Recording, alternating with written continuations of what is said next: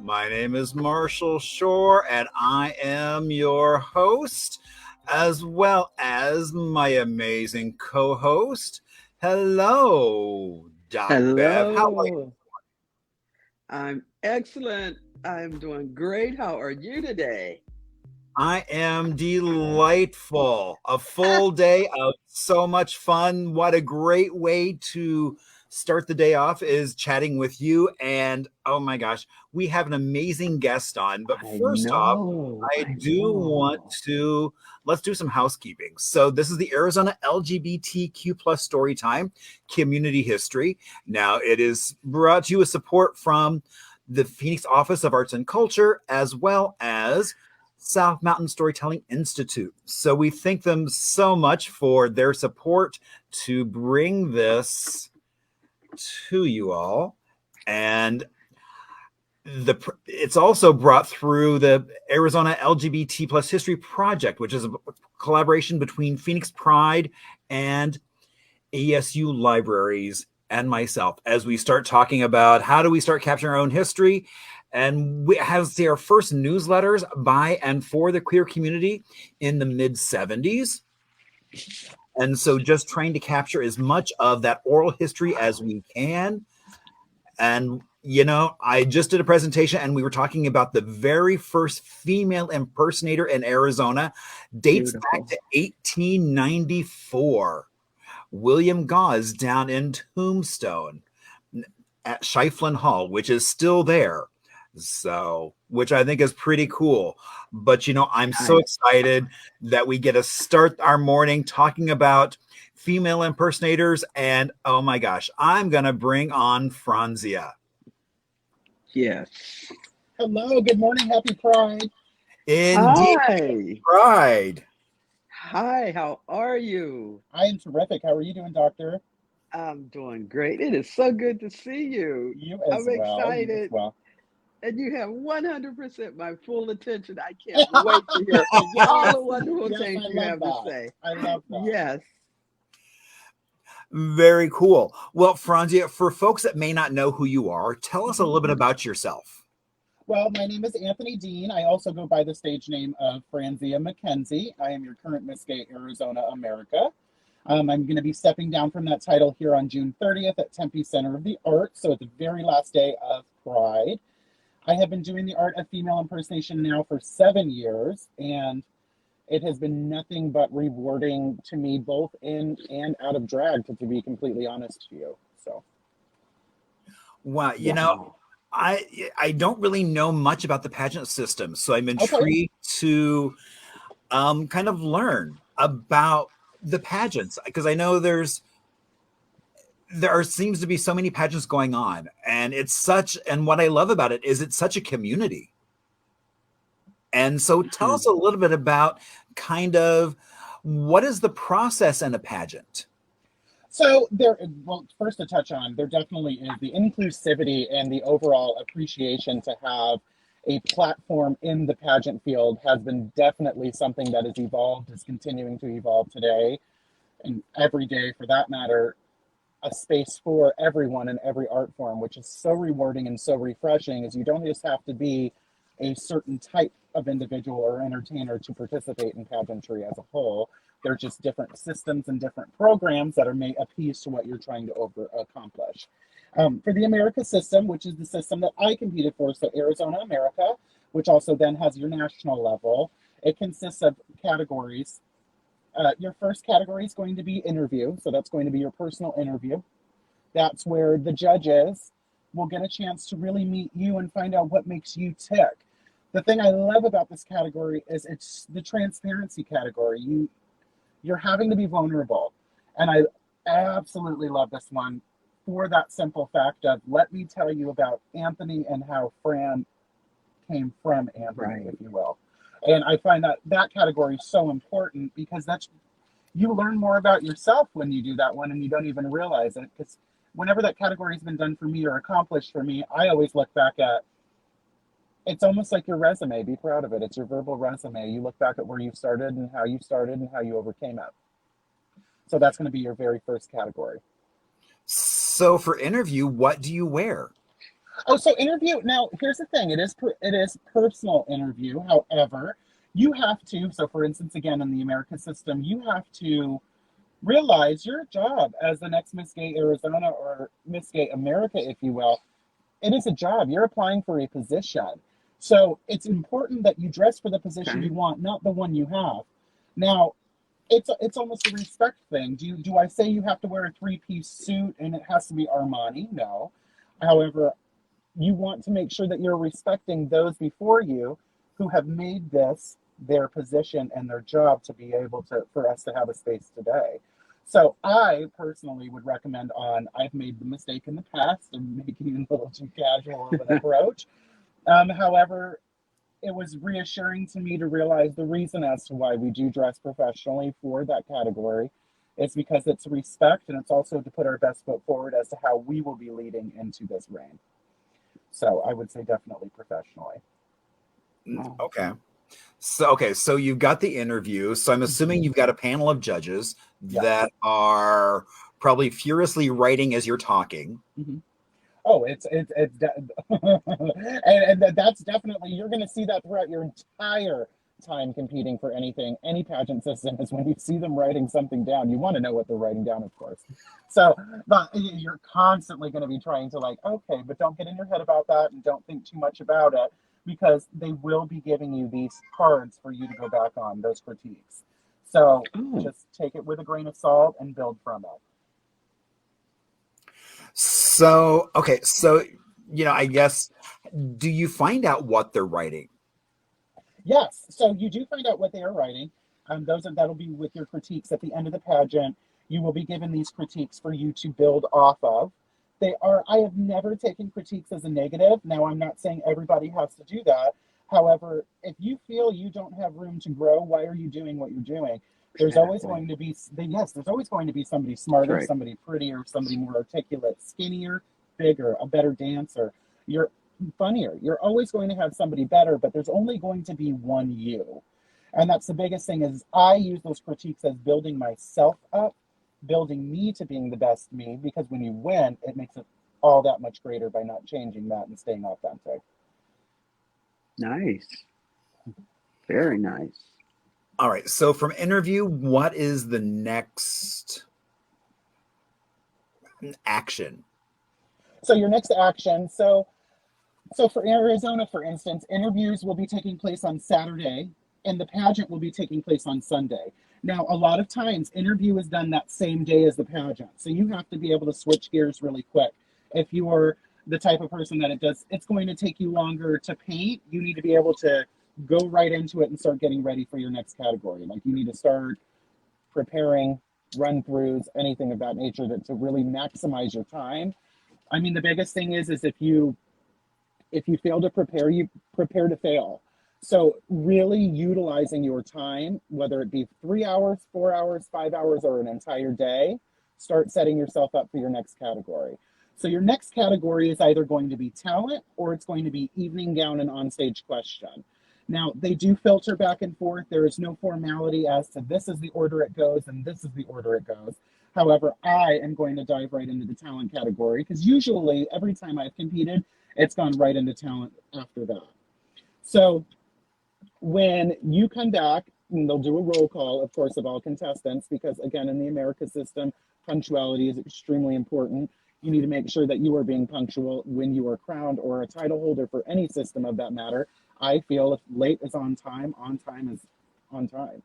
Like, you cannot, you have to be early for everything. You have to be prepared. So I love that. So we'll dive right into the talent category. Now, talent category is going to be your heaviest weighed category, meaning each categories have a different score value overall. However, you want talent, visualize, I've told my contestants this year, visualize the judges on that panel have now multiplied by 3. Now you have 15 judges watching you instead of just 5. So that makes it a little bit easier. I am not a math person by any means, doctor. So we're just going to go ahead and put that there. However, it's easier for me to then realize, okay, there are several more judges on that panel. However, when you go into your talent category, this is your opportunity to show your creative performance. Now, there have been those who have done live singing. You can display if you can play a flute, violin, cello, trumpet, drum set, anything of that nature. My personal talents that I can really commit to is comedy. So I really like doing like a comedic performance because it's the universal language of all. I hold that near and dear. I want to make those forget about anything negative in their life and not missing a chance to laugh. So talent category has always been one that I've always tried to have fun with and really committing into that. However, there's no rhyme or reason or no right from wrong as to what you are feeling or portraying in that category. It's your entertainment factor. So it's, for lack of a better term, it's the are you bookable? And they need to be seeing as judges, is this going to be able to be captivating enough as an entertainer to bring on more individuals to our system? So that's going to be that category, which is talent. Wow. Oh, so with someone like me and her like Catch a Rising Star, that's one of the things I love about that is it really focuses on that talent and like you're talking that diversity of everything from burlesque to live singing. I mean, the range is really kind of incredible, and seeing that nurturing going on. I love that too. I had the privilege of being one of the judges for the finale this last year, and it was so amazing to see such vast different performances. However, being embracing how different everyone was in that category of what is an appropriate talent. Now, I'm not going to sit there and say I haven't heard in my career you shouldn't do this and you should do this and you shouldn't do that. There is nothing on that score sheet for a judge that says, is this a live singing performance? Is this a dance number? Is this funny enough? There's subcategories. Those subcategories are you utilizing your stage? Is it original? Like making sure you are doing you to the best you. That's what's so important as far as that. There's no rhyme or reason of what you should do and what you shouldn't, or this is to this or this is to that. It's really owning the fact that the moment you're on that stage, you're being scored on what you're bringing. Oh yeah, okay. So that's so interesting. So Miss Arizona that went on to be Miss USA, Avonda K. Van Dyke has been the only one who used ventriloquism in her talent. And I love that. And I didn't realize that originality was such an important piece of that kind of subcategory. Oh, that makes a lot of sense now. Absolutely. No, originality is very... No, and this is not to sound, for lack of a better term, shady on anyone. However, if you're doing it at a bar, don't do it as a talent. Like that, those are the biggest things though too, is you want to make sure and you want to exaggerate your performance. You want to give it production. So make sure you're putting your best foot forward with that. Okay. Wow, that seems so intense to be able to move from like the interview stage to the performance, and mentally how do you move from one to the other? And sometimes I'm assuming that it's within a few minutes to go from one category to the other. Mentally, how do you do that? Caffeine. Caffeine and vodka. No, I'm kidding. So it is, you have no time to think about anything else but the next thing. The best advice I can give on that, I think this is something that it took me 4 attempts to win Miss Arizona, and you have to come to the realization is when a category is there and it's completed, it's dead. Don't go back to it. Focus on the next one. So it's almost like, which going into the next category, which is evening gown and onstage question, that's a category to where it's always been my detriment has been evening gown. However, we'll get to that. However, you have to be able to flip gears very fast to that to be able to answer a question and be approachable. So if it's okay with you, Mr. Shore, I'll jump into that next category. Yeah, please do. Okay. So evening gown, that is going to be your category to where you need to embody the system or embody the beautiful version of yourself. You spend thousands and thousands of dollars on this gown, and that 9 times out of 10, you you need to, I'm speaking like I do this myself, which I need to take my own advice. You need to own 110% of your femininity and your appreciation for the art of it. You're modeling the garment. So when you model in this category, you need to slow down, breathe, smile, and sell what you're wearing. So that's a big, big thing. However, right when you're done with that, and that host comes to you after you're modeling, hello there, you look lovely this evening. Do you want to go ahead and introduce yourself? You have to snap out of that. Like, and I think that's advice that I'm taking from this last time is you're still performing in your evening gown. So it may seem like you're just talking, but you need to be selling that performance. You need to be selling that to where that garment that you're wearing. And then when it comes to the onstage question, it is right directly after that. So you need to be able to speak with conviction and go into answering your question and actually answering your question. That's very important. But it's also important. It's like when you're walking that runway, to walk, not run, to take your time so that way people get to see you and all the effort that you've put in to get there. Oh, absolutely. No, I swear you're speaking directly to me. That was the first time in my life I was a Nike track star on that national stage running through it. However, that's my category to where it is hard for me to be vulnerable in that aspect. I know I do a lot of comedy, and it may almost at times seem self-deprecating to some. However, that's just not what I find as the most easiest category to do. I always am so envious and so appreciative of those that are successful in this category, because you truly feel the emotion of their modeling. And that's something that I've always, always, always respected, is that category. So talk to us about the gowns. I mean, do you just go get off the rack? You can. However, a queen of my stature and my shoulder width doesn't get really shot off the rack, if you will.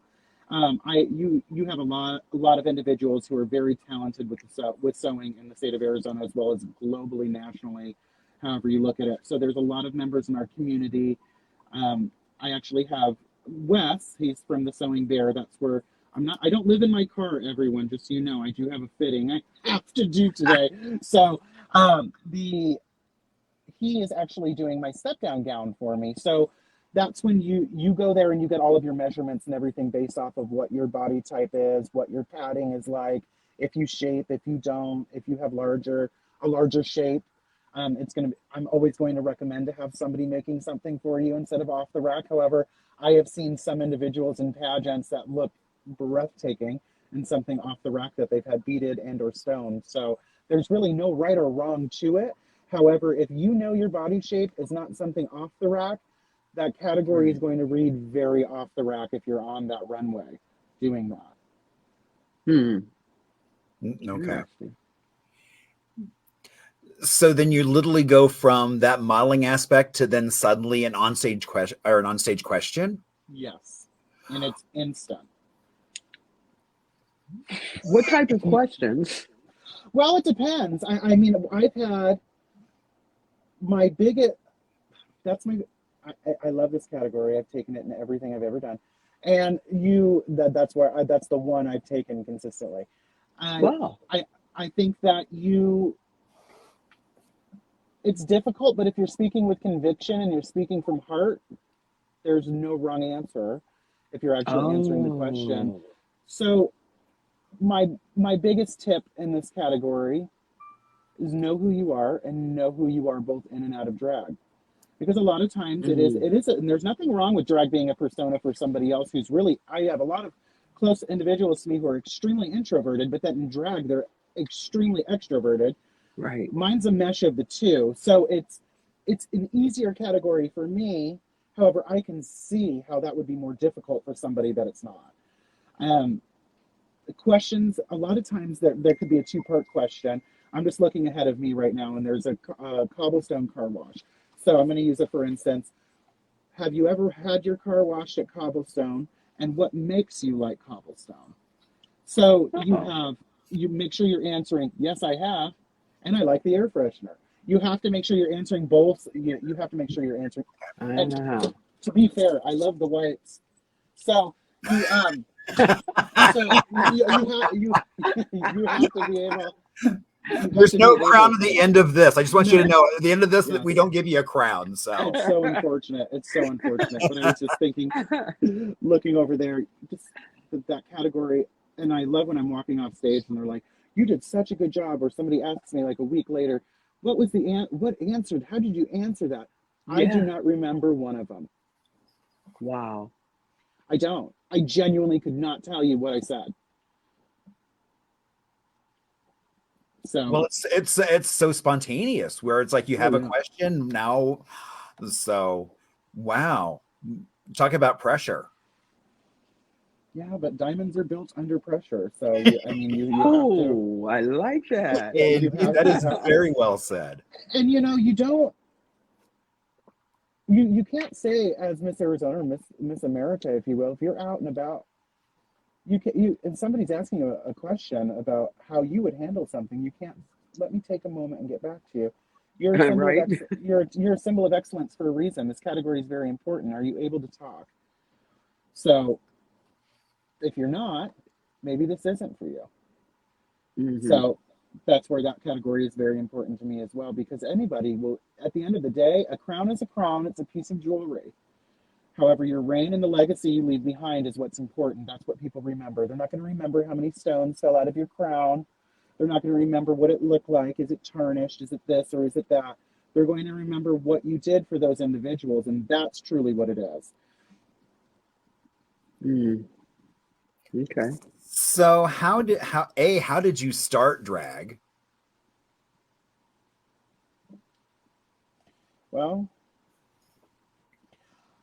I always, I always say this as a child, I'm a big prankster. Something I love doing. I love scaring people. I love jumping around, like jumping behind my partner all the time, or just standing there and just like, just to scare someone. I just love that. So I know it's hateful, but as a child, I liked making fake bruises and cuts like on my face to make it look like I was injured, to really get somebody like. So I was always infatuated with makeup growing up. That was like the first thing I wanted to do as a child, was I wanted to be a special effects makeup artist. And now I am, because if you can cover a man, that's special effects. So you have to be thankful for where you started and where you came from. I've always been excited for that. But the first time I ever got into drag was almost 8 years. No, it'd be 8 years this summer. It was for a newcomer competition, and it was in the middle of summer. I remember that, but if you can survive starting drag or even doing drag in the summertime in Arizona, Right. Hey, more power to you. I didn't get dehydrated, which is a blessing. However, it was an escape. It was something that was fun. It was something that was different. And it was also we live in the world of RuPaul's Drag Race, but it is a completely different thing than just applying makeup on in the privacy of your own home and actually performing. That's where that really brought everything full circle for me. So when I first started, it was that newcomer competition, and everything else just kind of flew from there. I did something that was a little bit different. I met Espresso Grande. I don't know if you know who Espresso Grande is or not. However, we met at that same competition that night. So she won, I didn't. And she'll love to tell you that. She's beaten me at every single thing we've both done. So that's how nice of her. That's just the story of my life, is losing to Espresso. She's got it. However, no, she's an amazing person. However, she helped me a lot in the very beginning because she was another funny girl. Like we did spoken word and mixes and things like that. And it was always helpful to see the facial expressions and everything behind that. So that's really where I learned it was okay for me to commit to something. If it's something that's in a mix or something in a performance, that's when my drag elevated. She'll love that I said that. Elevated into committing to who you were performing as. So you had mentioned the transformation or if you want to call it that, from Anthony to Fran, and Hmm. you've hit on some of the things that help get you there. What do you think is one of the was a motivator that really pushed you that way? And was it, an easy transition, or did you have a lot of difficulties in making it? And I shouldn't say making it like it's a, a over and done thing, but because you do pageants, you Hmm. switch back and forth. You go back to Anthony, and you become Fran, and you go back to Anthony and you become Fran. But inside of you, the Anthony transformation to Fran, that's what Hmm. I want to hear about. That inside. I am the same. I'm the same idiot. Yes, but I love it. Yes. I am the same idiot both in and out of drag, and I think that's something that's just helped me so much, and that's even my drag mother, Maya Mckenzie, is same in and out of drag, and That's great. it's the same personality. So it's you build those relationships, you build those bonds, and I'm so thankful for that because you, it's okay to be you. Like now, That's listen, great. I'm not gonna walk into the Ross over here and start doing a number and collecting dollar bills from everybody. However, if a song was on, I would have no problem doing it. I think that's where Yes. that question, and I respect those where they aren't like that at all. However, that it's always been one of the things that has separated me. Is it doesn't matter if I'm running into somebody at the Cobblestone or over at Fry's or Buffalo Wild Wings. You just I'm the same person. I'm the same individual. I just look a lot prettier. I think that's just it. Nice. So that's wonderful to incorporate both in one. That's so I've met some people who when they're in drag, they're totally different, and it's almost like the other person is no longer existing. It's wonderful that you live them both. That's wonderful. Thank you. I appreciate that. But I'm listen, Dr. Bev, I'm not gonna wear heels when I grocery shop. My feet hurt. Like that. There's just I don't. There's nothing wrong with that. I just am I'm a very rough individual, to where even if I had my nails done, I would be breaking all of them. I'd lose them each number. Like so, that's what I'm saying is that there's those things are a little different, to where it's like, okay, you got to take that a little bit more gingerly, or you need to show a little bit more femininity in the drag that I do, and that's yeah, that's just pretty much it for Nice. me. Okay, so you've done your onstage question. Yes. What happens next? So we had interview, we had talent, we had onstage question. Now you go to backstage and you cry. And you no, that then is a lot of people's favorite category, which is crowning. So all contestants Mm. will come out then, and they will give your category awards. So who placed an interview, who was first in interview, who was first in on Oh, so they stage tell you each question. category and okay. Mhm. However, if it is a clean sweep, as they refer to it in the pageant biz, they will not go over awards, because then it's going to be clearly obvious who your winner is. Hmm. However, there have been several, for instances, where contestants have not gotten any category awards and have still won. Huh? So that can be really deceiving, because you have to think, if you're Right. second if you're second in every category, you're consistent. Let everybody else do this. Oh, but everybody else goes up and down. So Hmm. okay. And that one was Hmm. for you, Diva. So when you watch this, Diva, that was you. Yeah. You have to be consistent. Don't get in your head about it. You Hmm. can't get in your head about it. Now, however, when I won, um, the only category I didn't take was gown. Shocker. But it was consistent. I was very consistent throughout that. I just went like this with gown. That was it. So it's the truth. Who do you? Anytime anybody asks, who do you think's going to win? The one who's the most consistent. That's who I think's going to win. They don't have to be the best in everything. That's the beauty Hmm. in pageantry, is you don't have to be the best in everything. Is it nice when you win and you sweep it all? Absolutely. But you don't have to win that way. Like, don't feel you have to know your strengths, know your weaknesses, be strategic. So I can't tell you how, I can just tell you, I remember seeing Maya's face right here and Savannah's face right here when I was crowned. I don't remember anything after that. I remember I was so nervous after interview, and it was the day before last year. I remember I was so nervous after interview. I was like, gosh, I feel like I did terrible in that interview. And I was on the phone with Maya, my drag mom, and she was like, you're fine, let it go. The category's dead, da da da. And I was like, okay, yes, I know. I never let it go. But when they announced personal interview award and I received that, I was shocked. That's when I started forgetting, because I was like, gosh, that's my worst interview. That had to be one of my worst. But it was a good thing I didn't really remember, because that's how you know you're talking genuine, when it's not scripted.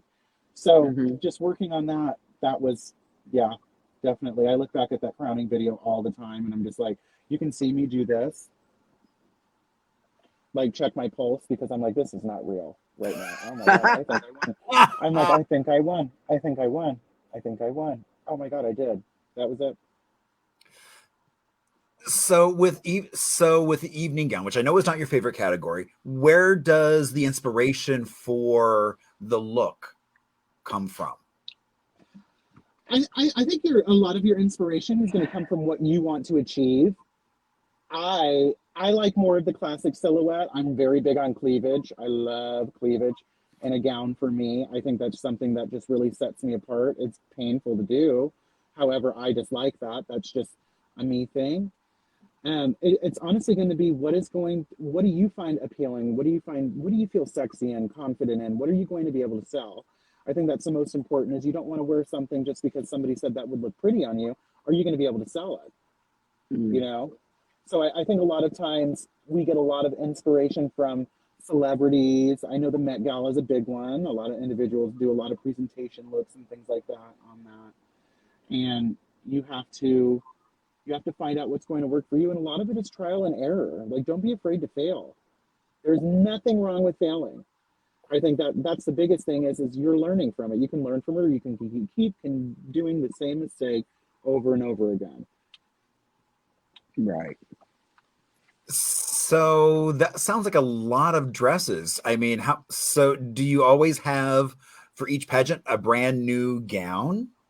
You don't have to. If it's not broken, don't fix it. So like if it's something that scored you well, or you notice you're gradually going up in it, like my silver gown I wore for the last two years competing.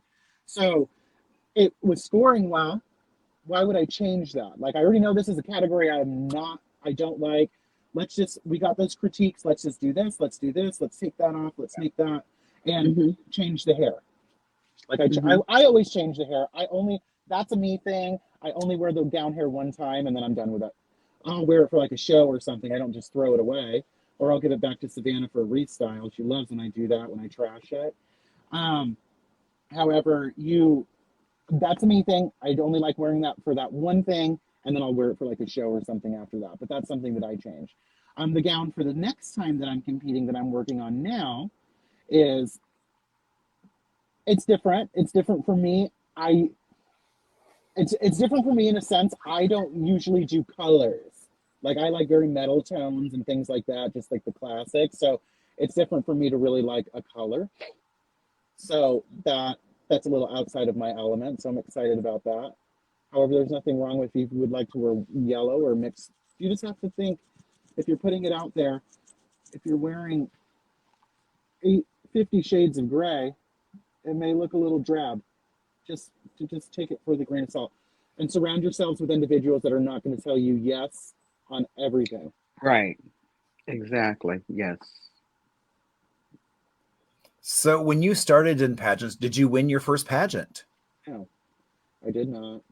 My first pageant was I was competing for Phoenix Pride, and I competed for Miss C7 at that time, and I lost that one. And then I went directly over to the Rock after that for Miss Rock, and I lost that one. And then I went to Stacy's, and I won that one. So I was like, yes, finally, I got my ticket to Pride. Like, when I started drag, I went into pageants very, very quick. So I always loved it. It challenges you to do something different, and I love that aspect of it. And I went to Phoenix Pride. That was the first time. It was the first pageant that I did, and that was in 2018. And that's where I met Maya. And I remember I was so new in drag, and was so nervous. I'm like, oh, she's sitting right over there. I kept going back over to the. I was like so nervous, and I'm just like, oh God, okay, all right. And I kept going and getting water, and finally she comes over to the water, and she's like, "You gonna save any water for anyone else?" And I just started laughing, and it was instant from that. So I was first alternate, believe it or not, for Phoenix Pride, my first time. I was first alternate, and Maya won. So it was so funny afterwards. A lot of times people would go, aren't you supposed to hate each other? It was like afterwards when we were still talking, aren't you supposed to hate each other? Like, you lost to her. And I was like, no, not at all. Like, I won. I won her, if you will. So like that was what was so important to me from that. And then it opened up my eyes to the America system. I was asked to be a dresser for one of the contestants the following year, and seeing that legacy, that sisterhood, that impactfulness, that stage at Tempe Center, the rush, the anxiety, the stress, the quickness, everything of that, I was like, oh, I got to be here. I got to do it. So, and then it was boom, boom, boom. I was Miss Gay Phoenix the next year. Then I was fourth alternate. I was fourth alternate at Miss Arizona, and then the following year I was third alternate. Then the third year I was second alternate, and then my fourth year I won. So I always went up and up and up and up and up. That's what's important too. Just because you don't win doesn't mean you're not a winner. Like, focus on those things that you can change to make yourself better. Yeah. Cool. Well, and hearing you talk about that camaraderie, that sisterhood in the pageants, that's one of the things I really admire when I look at that, and seeing people that overcome adversity. And really, it's through the help of that community of a variety of past winners, of just sharing that across generations. That's one of the things I love, that I wish I think in some ways the larger gay community would take from that, is just that communication between all these different folks. And that's the one thing I love about that as well, is we refer to it as previous Miss Arizonas. They're forevers. Like, you're a forever Miss Arizona and your year. And one thing I love about that is a Miss Arizona is always a Miss Arizona. So I've loved, I've noticed, and it's so funny, you notice it after you win, is being in shows with others that have had this opportunity. You hear that forever Miss Arizona this year, forever Miss Arizona this year. This makes you proud, makes you very, very proud of yourselves and proud of them. Because I'm telling you, after you win and you go through your trials and tribulations and your stresses, and making sure you are doing everything to the best you during your reign, you really have a respect for those before you. And you really, you do. And you really are like, wow. Janae, for instance, was Miss Arizona last year in Tucson. That is something I'm so thankful for, is her sisterhood and what she's helped me for this last year. She's been so present and so helpful with any questions that I've had. But those are the things that live on forever, not just a reign. That relationship will always be there. That's something that I'm very, very thankful for. Again, that sense of community is just amazing. And that it's developed. And that's one of the things that even in social media posts, that's very prevalent, of this awareness of each other, this admiration for each other, which I think is just absolutely amazing.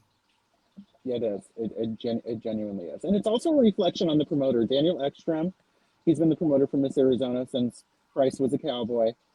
However, he is so respectful and such an amazing individual that truly does help motivate to keep this legacy alive. So and promoters of pageants are not given enough credit. We have our moment and we have our glory, but what about those that gave us the platform for where we are? And I feel like that's such a big focus as well, as it takes a lot of grits and a lot of guts for a promoter to get behind you. And his support this last year, and I know I've done things to press him. However, his support, he's always been in my corner. I always wanted to be one of Daniel's girls at nationals, and I'm so thankful for that.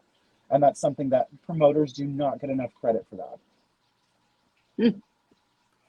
Yeah, I never even thought of that just that tenacity to continue moving forward with the pageant. Mm-hmm. Absolutely. And it's literal. You'll win Arizona, and then a week later, what's your step down going to be like? Have you thought about that? No. Like what? I started doing it from the moment I won. And I'm so thankful for the 14 contestants that are competing on June 30th, because you can just see the admiration, the respect, the love in these contestants. You can really see how they've come together. Mm-hmm. I've made them do things together, like even their photo promos all the same day, so they'll cross paths. So you can actually feel comfortable when you're all competing against each other. Nobody's going to know what it's like, what you're going through, and other than those 13 individuals that are next to you that day. Right. So it's very important to you to actually have that, because those are the relationships that you remember, and those are the ones that you continue to build off of. Mm. So with a step down, what does that involve? It's basically your birthday party. I know it is. It's my birthday party. When we crown a new member of the legacy, and that's going to be the next Miss Arizona. So you celebrate, your step down is celebrating you, and it's also the pageant of the next. So it's a very, it's sad when you think about it. It kind of is, but it doesn't always have to be. A lot of people have asked me recently, are you sad about it? Of course I'm sad about it, but I'm happy about it, because I'm really happy for the next one to really dive deep into it and really continue building off of everything that's been built. And I feel the reason why I am not so sad or upset or depressed, if you will. A lot of people have asked me, are you depressed yet? No. But should I be depressed, Dr. Bev? Should I? No, not at all. While I have you on the line, Dr. Bev, should I be Right. depressed? But it's the biggest thing that I've realized why I'm content with everything I did. And I think Yeah. sometimes we wish, oh, I should have done that, or I should have done this, or I should have done that, or I should have done this. I did everything I wanted to do. Great. And the next one should want more. We can only grow if you didn't want more, we can't grow. So what actually takes place during the step down? Visualizing. Visualizing it, when you walk in, of course, you have your tickets, box office, whatever. And then you find your seats, and then it will open up with opening production, which is like my opening production, and then it'll be the parade of contestants. Now, contestants will then come out, and it's their introduction, and it's their moment for you to, it's hello, welcome. And then I'm doing things different. They always, every year, the Forevers are always acknowledged. Hi, yes, this is so-and-so, and they walk, and they have their little moment. All right. I have, the Forevers are actually competing against each other this year. So the Forevers are coming out in their creative presentation costume. Wow. And at the end of the night, that Forever will be awarded, whoever the judges feel, that Forever will be awarded Miss Forever presentation. Because I feel sometimes we forget so much about what they've done and how they're still visible. They don't get their moment. I want everybody to have their moment. I know it's my night. I don't need to have a 25-minute introduction or whatever. I've already done that all year. It's about them, everyone in the past, and let's welcome the new. So that's where, then it will go directly into pageant, and then I'll have my last number. And then Desi Loveblake will be in town, Miss Gay America. She'll be present for that. She'll do a song, and then I will do my final song, and we'll crown the next Miss Gay Arizona America. That sounds so exciting. Yeah. It's what oh my goodness. Yeah. Right. So no, you're wow. That sounds well, and I also like when you're talking, it's not like you're competing against these other, but it's not but it's not this personal competition. I mean, it's like that competitive nature is there, but you're not like, I'm going to try and sabotage or anything else. No. I mean, I keep hearing about all this growth and promoting growth. people helping you grow, you helping other people grow. I mean, you Absolutely. mentioned that you're also helping the other contestants. I check in on all. I try to do that at least once a week, once every 2 weeks. I check in on all of them. Do you need anything? What's going on with that? I'm not saying that you have to do that. However, I know what it's like to feel like that. So Wow, and the importance that you put on that by doing that. I mean, the time that you're taking out of your day to do that, to say here's a hand if you need it. it's not expected of anyone to do it. However, and I don't do it, and I appreciate that very much. I don't do it for them to like me more. Or I honestly want them to know you're not alone in anything. That's the biggest thing, because I felt alone before in the past, because that's my own mistake. I just decided not to ask people for help. However, you learn from that. It's just I just don't feel you're alone with anything. I'm telling you right now, anything, it's a pageant. When this is going wrong, that's going wrong. This one, that you're in pageant season. That is okay. Like, if everything is handed to you and it's supposed to be easy, you weren't supposed to get it. You do not, and I mean this when I say this, you should know how to lose before you should know how to win. And that is so important. In pageantry, if you are a graceful loser, you are happy for whoever won because you want them to be happy for you when it's your time. And that's what's very important with that. And again, there's that focus on growth. So what is next for Franzia? So you've got to step down, and then what happens? TBD. No, I'm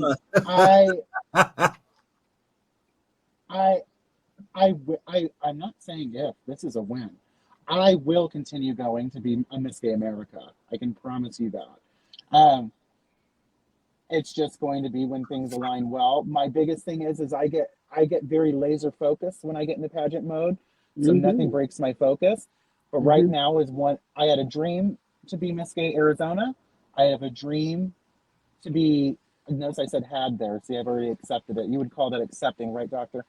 And I had a dream to be Miss Gay Arizona. I have a dream to be Miss Gay America. But right now, my duties are fulfilling that dream for someone else.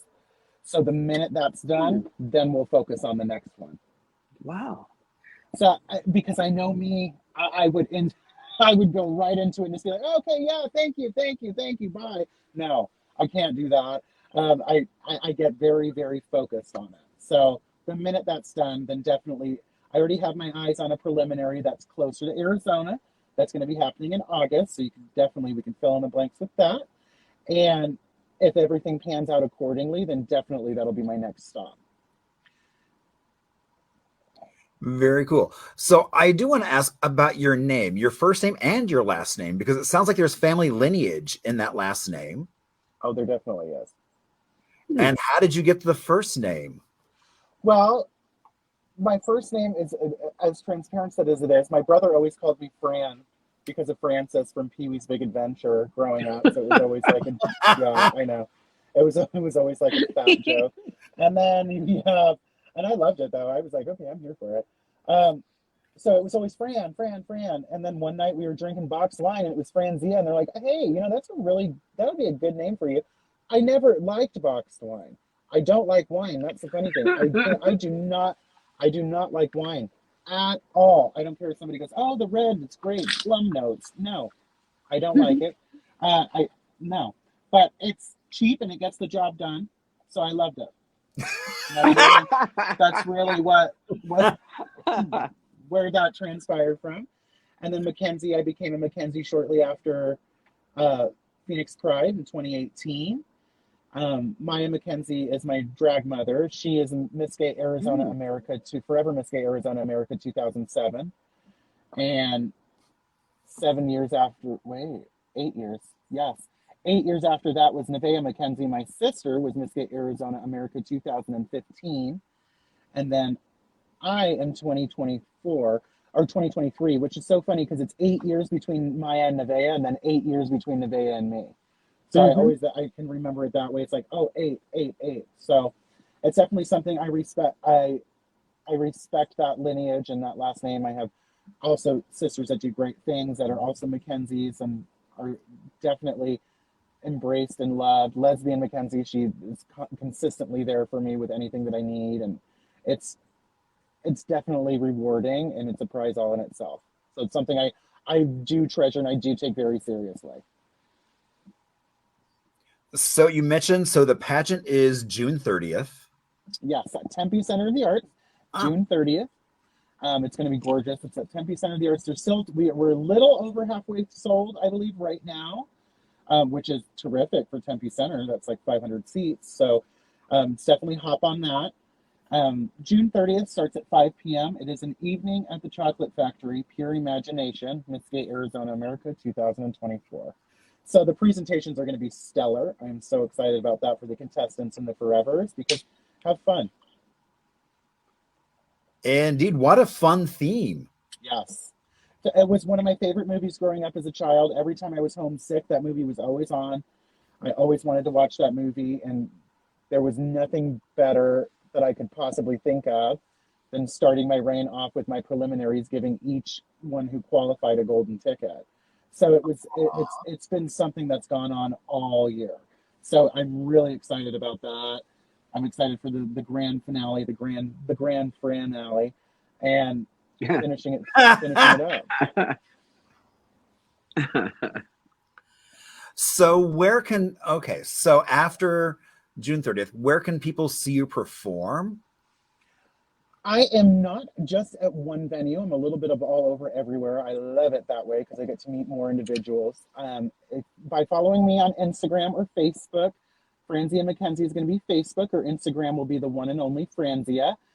This Saturday, I'm in Tucson. Next weekend, I'm at Copper Blues Live with Espresso in Scottsdale. I'm a little bit everywhere. So it's really exciting that way. However, I don't want to just say I'm just in one spot, because that wouldn't be like a boxed wine. You can find that anywhere. So. Wow. So what recommendations would you give to some, I mean, it's like RuPaul's Drag Race has really, I think, changed the face of drag. Okay. What advice would you give someone who has started watching that show, seeing performers, and wants to get on stage and try it? I feel RuPaul's Drag Race, and I'm extremely respectful of everything that show has done for so many entertainers and continues to do. I would love to be on there one day, of course. Who wouldn't? If they say they wouldn't, that just makes no sense. But when you're just starting, don't be afraid to remember where you came from. And I think that's so hard for a lot of times, is even when I met my partner who I'm with now, oh, you do drag? Who do you like from Drag Race? The first thing I said to him, there's a lot more to this than there's just Drag Race on your TV. And it starts with your community, and it starts with you. So if you are starting, don't try to be somebody that you've seen on TV. They already exist. Go out to your community, trial and error, stay consistent. If it's ugly today and it's ugly tomorrow, the pretty will come. So stay consistent, do you to the best you, and just make sure that you're not just blindsided by that's the only way to make it somewhere, the only way to be accepted. There's a community in every one of our places we call home, and really embodying that and making sure you're present and respecting the art form on the home front is what's so important. And it's going to only make you successful in the future when you do get that moment on there. Wow, nice. You know, I mean, that don't forget where you came from. I mean, that is the perfect message for June, which is Pride Month. I mean, we're only here standing on the shoulders of so many other people, some of whom we know, some of who we don't know. And that's the one thing too I love about your channel, and I love what you do, is because you learn so much. It was even the last one, I remember you saying that the trans pride flag was actually made in Arizona. I had no idea about that. And I'm sure a lot of people, we should be so proud of that. We complain about the heat, but look at the fire that we brought to the community. So it's so important. And if you feel you don't need to educate yourself, we consistently need to educate ourselves, because there's a lot more than looking fierce. Yes, honey, mama, God, yes, this work, girl, than just being you. So I appreciate that. Thank you. Thank you. So, Doc Bev, do you have anything in kind of as we start to wind down? I sure do. I had a few things that I was wanting to say. You mentioned the number 8. In Japanese, the letter 8, the number 8, it's considered a lucky number, like an opening and a new beginning. That was one thing that struck me when you were talking about 8 years here, 8 years there. Very profound in Japanese, that letter 8. And also the sisterhood. You all nailed it. You have nailed what sisterhood really, truly means. It means being happy for the other person's win, being supportive of the other person, being there with them. Just, I don't have to explain it to you. You guys nailed it. I love it. Thank you. I appreciate that so much, Dr. Bev. Thank you. And Yes. it definitely, you can tell when it's not something you're just saying, and it's something you really do feel. And so I appreciate that. yeah, I can feel it 100% coming from you. The Yeah. sisterhood is there. All right. A round And of applause to you. yeah, no, Applaud you. thank you so much. I mean, I know you've got a busy day. I bet you're heading off for fittings, getting ready for that June 30th. Absolutely. Well, you know what? My mother said it the best. Said if you're not tired by the end of your reign, then you did not reign. I was exhausted Woo. a month. I was exhausted a month ago, if you were wondering. Oh, No, I'm so thankful. I appreciate you both so much. Happy Pride. Thank you for this opportunity. I greatly appreciate it. And hopefully I'll see you soon. Very good. righty. Thank you. Thank Have a great you. day, and hopefully we'll see you soon. Absolutely. All righty. Bye-bye. Oh my gosh, that was amazing. I learned so much. I know. He is an amazing human being, and his heart speaks it all. It speaks it all. Completely agree. That When- was, yeah. I mean, when what a great spokesperson for, Right. yeah.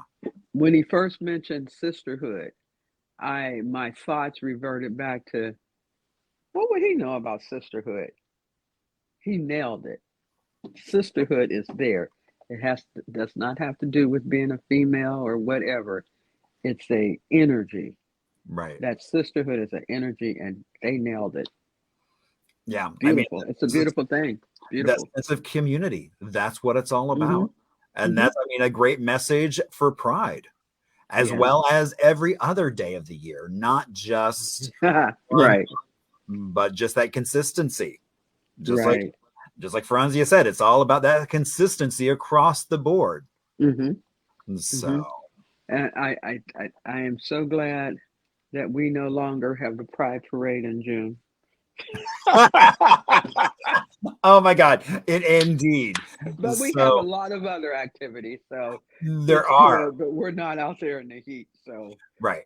and having have Francina on is just perfect for Pride Month. Perfect. Exactly. All right. Well, Doc Bev, I will see you soon. Have All a right. great rest of your day.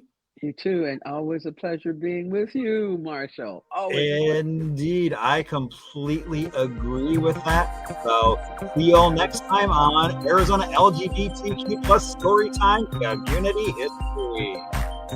Thank you. Bye-bye.